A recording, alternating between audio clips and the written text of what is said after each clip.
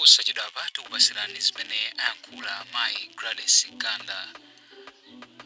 Kwa anthu amene mukukumbukira, awa ndi amayi amene anayankhula ku Nsanje pamene apresident achakwera anali ku constituency yawo, ndipo atayankhula zinthu zambiri zidachitika, ndipo adawachosa udindo wina umene adali nawo ku DPP, koma padakali pano iwowa ali ku DPP konko, ndipo iwowaso anali ku press conference ya chipani cha DPP, press conference imene amachitisa lero mu mzinda wa Lilongwe, ndipo ku press conference iko anapasidwa mpata, ndipo iwowa ayankhula motere. But you without much delay. Thank you.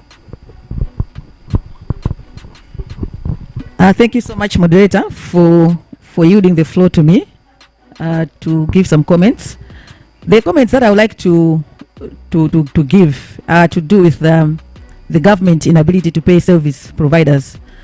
My honorable colleagues have mentioned that there are so many challenges that the country is facing, and if government is failing to pay service providers, even the elections we're talking about will have serious challenges. Now, before I just quickly highlight some of the impacts of accumulation of arrears, because the government is now accumulating arrears. Now, I will highlight those arrears, the impact of those arrears, but I want to give you some brief background kuti amalawi anzathu amve kuti chani. Let me just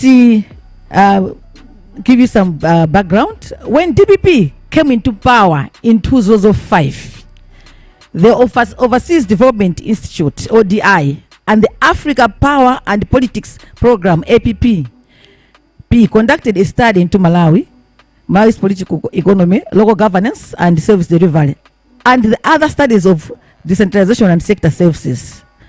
Another similar study was again conducted in 2014. These two studies acknowledged at that time, and that time DPP was in power, they acknowledged that the country was able to deliver service to its people. The country was able to deliver social services to its people without much ado, and yet the people were getting limited resources. So these two studies acknowledged that many local government employees and service providers were doing good job, and some remarkable successes were achieved with little money or support. You may agree with me that boreholes were being dug, piped water systems, school blocks, medicines in hospitals were being delivered, and all other things. Even development was happening. That was DPP. Now, my fellow Malawians, as we speak, you are hearing a lot of issues that are happening with this government. Let me now take it into vernacular language. Boma likula mwa DPP zinthu zimatheka. Research imene inabwera 2020 2014 2005 inaonesa kuti boma la DPP limatha kugwira ntchito. Boma la DPP limatha kubwetsa zinthu kukuko. Boma la DPP limatha mankhwala apezeka mzipatala. Awatu ndi ma research amene anachita anthu osakhala zongopeka iyayi. Njakala ndimafuna ndipereke background ya research imene iyi. Koma pano petu kuyankhula panopa kuti muyang'ane mumva kuti boma la pano la MCP likulephera kuchita zinthu. Kuli maarias ambiri amene akukanika anthu apatsa ndalama zawo. Mwachitsanzo amene agwira ntchito ma contractors ambirimbiri akanika kulipidwa. Ma service delivery ena ambirimbiri akanika kulipidwa. Chifukwa chani? Chifukwa kuti number 1, kusadziwa kuyendetsa kwa dziko. Kusadziwa kuna kuti chimafunikira pa dziko kwenikweni ndi chani. Ndikupatsani chitsanzo.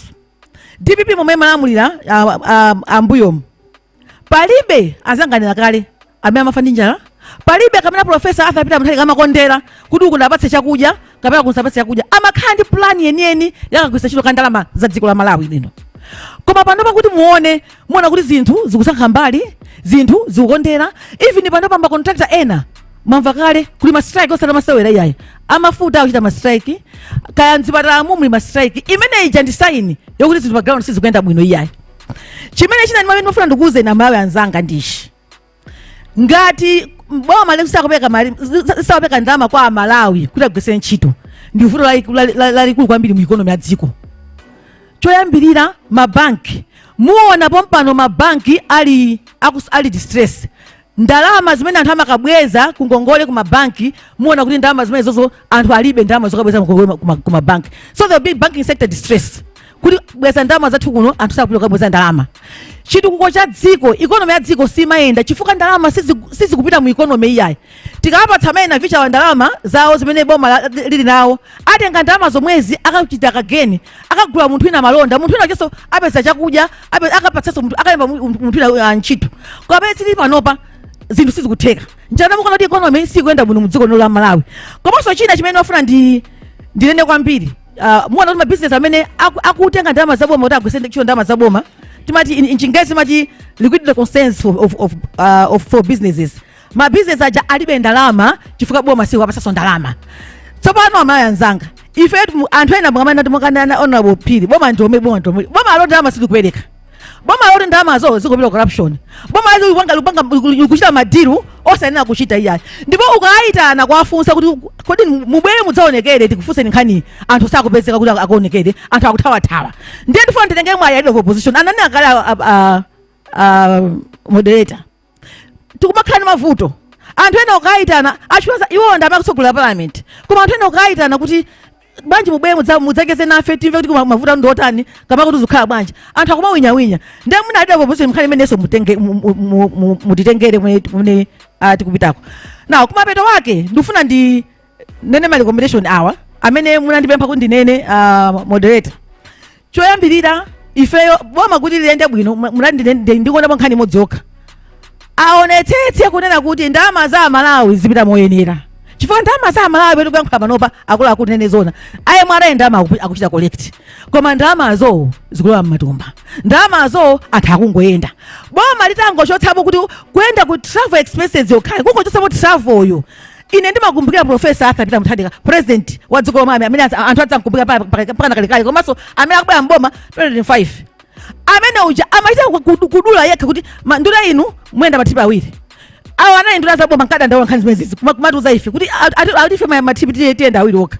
Chifukwa chani? Chifukwa amadziwa kuti economy yathu ikuvutika, economy mati sili bwino, ofunika titani tichepetse maulendo ngati amenewo. Ndiye boma ndilipemphe.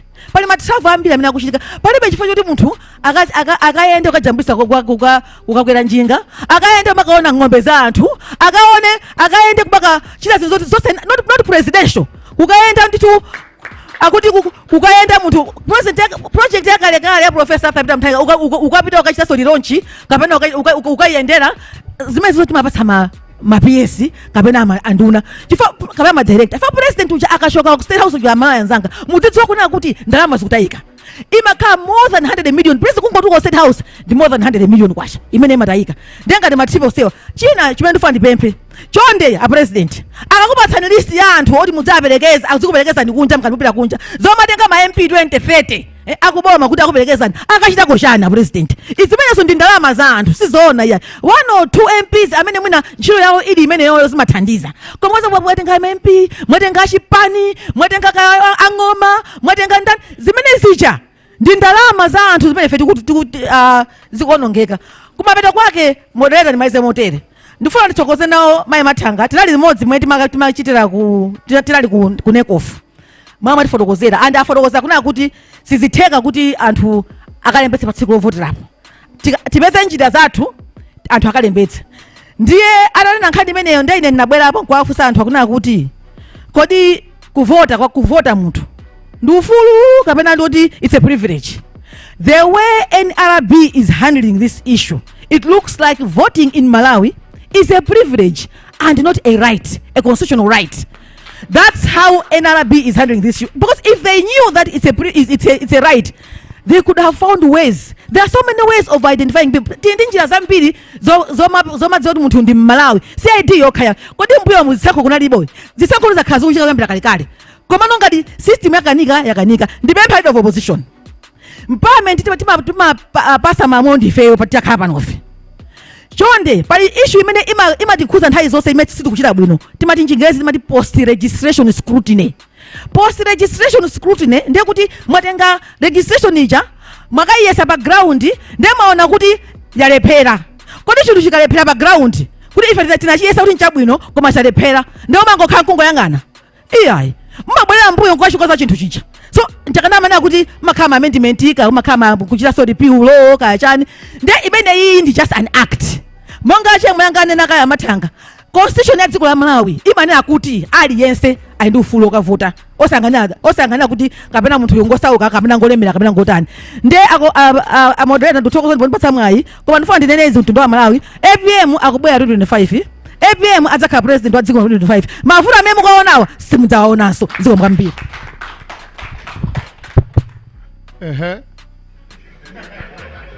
Moderator anaiwala director of operation. The penalties of not participating in politics, you ending up ruled by the inferiors. Ndikuyankhula chifukwa chani? A secretary general, leader of opposition, timu yonse imene yankhula kuko. Ineyo as director of operation, mogwirizana ndi director of youth. Ndichenjeze kuti ngati zambiri zimene zikukambidwa sizifuna kusatiridwa. Tizakhala ndi ma demonstration oseka dziko lonse la Malawi.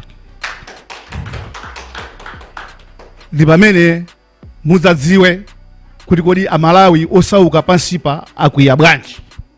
Izakhala nthawi imeneyoyo. Chifukwa mavuto amene ali mdziko muno anthu akuchita create problem. Akachita create problem yo ena akamalira ndikupezerapo mwayi okhala ngati afuna akathandize anthuwo akuziwa kuti iwo afuna akapezepo cholowa chawo. Ine ngati director for operation ndi timu yanga komanso director of ndi timu onse ilo ndi chenjezo satirani poti mapereka kuti asatire monga mene zina zikufunikira ngati safuna let's wait and see. Thank you. Kapena mukuti ameki asabwere kuma center kwathuku tisalole mmamidzi kuti abwere chifukwa choti sinalembetse a director of operation mafuna nayo choncho abwere abwere zikomo kwambiri tisataye nthawi bwana Chisale mumalizitse kuomba mkota kena kano titenge mafunso awiri atatu ku media media institutions amene abwera pano ali malipoti amene abwera pano zikomo kwambiri. Gladys Ganda amenenso ali mmodzi mwa atsogoleri akuluakulu ku chipani cha TPP ndipo lero lino pa 10 October 2024 nawonso anali ku press conference imene ya chipani cha TPP imene imachitisa mu mzinda wa Lilongwe ku Golden Peacock ndipo anapatsidwa mpata kuti nawonso ayankhulepo za kukhosi kwawo makamaka pa zinthu zimene zikuchitika mdziko muno. Ndipo Mai Gladys Ganda ndi advisor wa president ndi aja amene adayankhulanso ku msonkhano wa president Chakwera ku Msanje ndipo zidasokonekera ku chipani kwawo koma padakali pano ali ndi udindobe ku chipani chimenechi cha TPP ndipo ndi advisor wa president a chipani cha TPP a Professor Arthur Peter Mutharika.